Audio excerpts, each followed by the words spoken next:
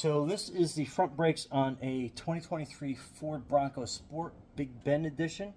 So first things first is you have a dust cover on the brake calipers that you can kind of pull out. That's what it looks like. It's like right behind here.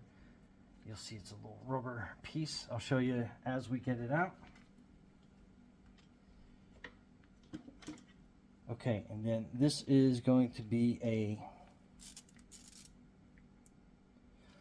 7mm Allen that you're going to be putting in back here.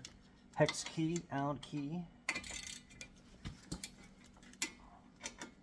So that was pretty easy. Let's get this bottom one. Okay, so. And these are kind of weird on here, so I like to use a power wrench to get them out.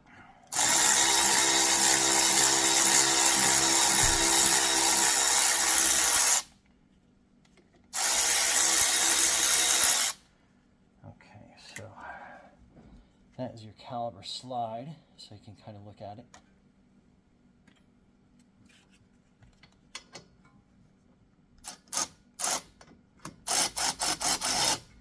And before I get too far ahead of myself, you have this clip here.